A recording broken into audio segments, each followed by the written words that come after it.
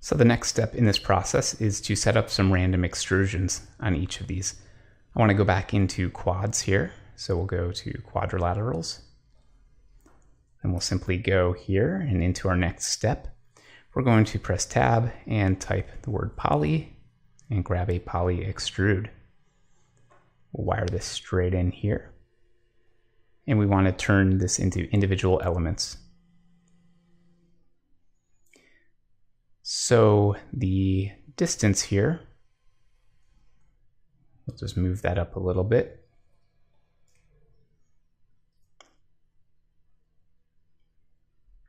And I'm looking for one other thing in here, which is our local control, I believe.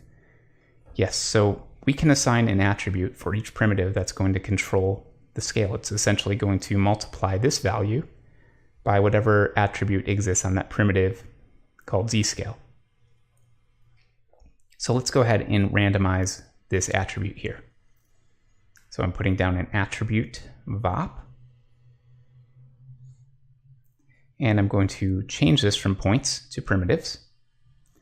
And we'll call this set up extrusions.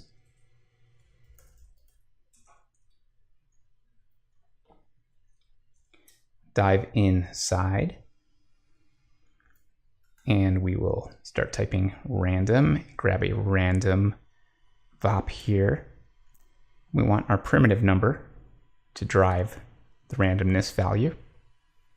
We know we're going to get 0 and 1, so I'm going to press tab and start typing fit range. Wire the random straight into the value here. We will promote the min and the max, because we know 0 to 1 for our source is the range that's coming out of a random value here. So just middle click here and promote. Middle click and promote. And we will call this z-scale min. I'm going to call that min z-scale. Call this z-scale max. And then max z-scale.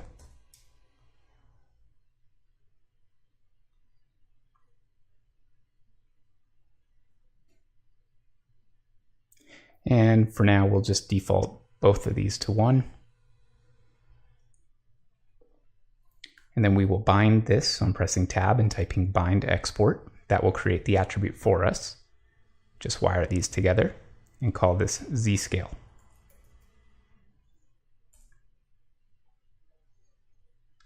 Now let's check if that's working for us. We'll take the minimum and drag that down.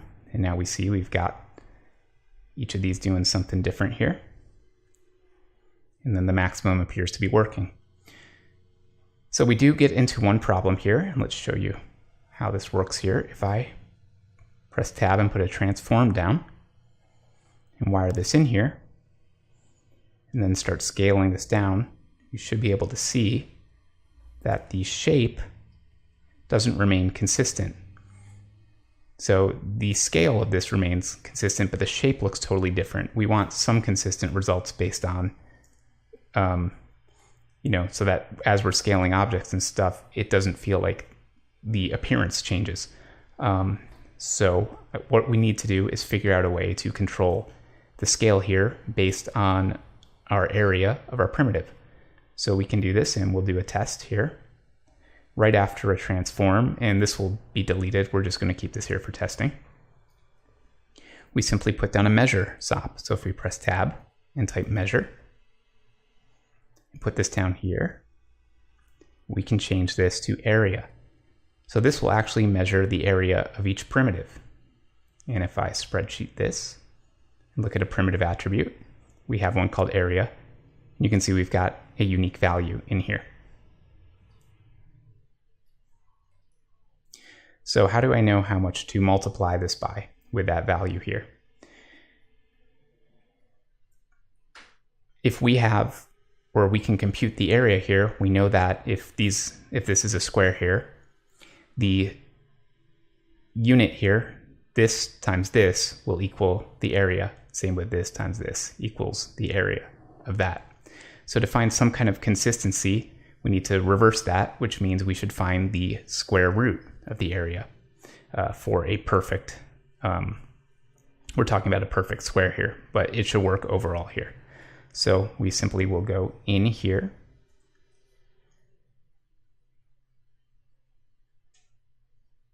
and we will bind area coming in, and we will press tab and start typing square root, SQ, square root. Grab the square root of our area, and we will multiply our value. So multiplying right here, putting that right in.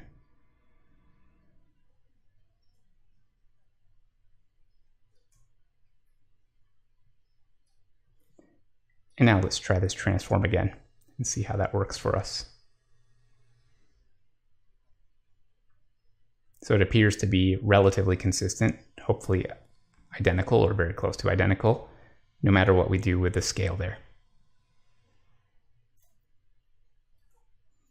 We'll keep this here for now, and then we'll set up some inset as well. But for now, let's just save our node and the file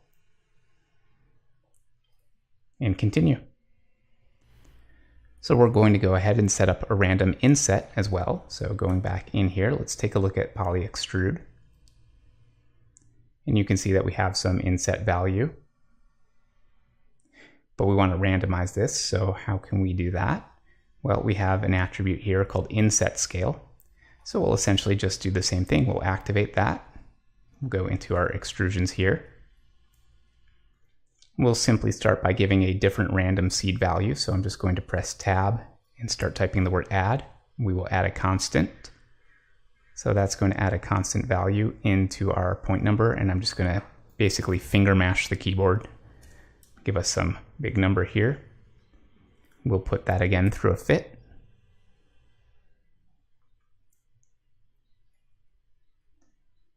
And then, of course, we need a random. So a second random. Let me move that up, a little tough to see. There we go, random. Sorry, I'm making some space here. Let's get organized. Kind of line stuff up.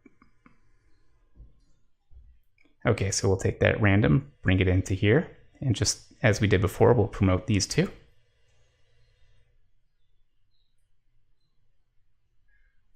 We'll call this min inset scale.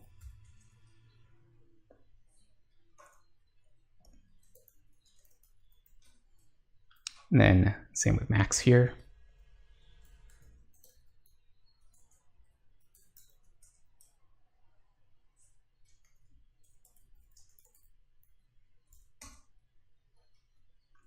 Let's just default that minimum there to 1.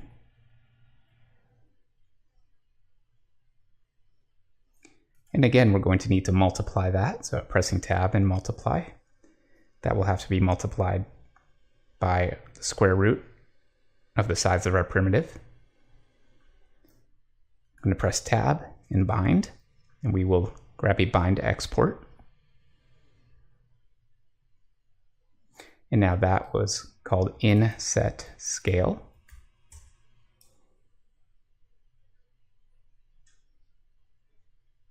Let's check how that's working out.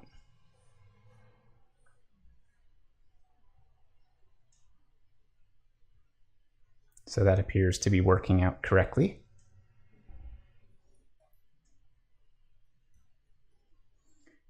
And we're just going to label this so we know what it's doing here.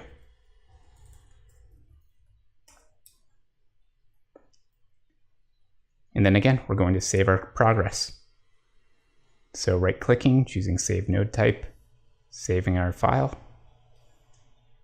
and then we'll pick right back up.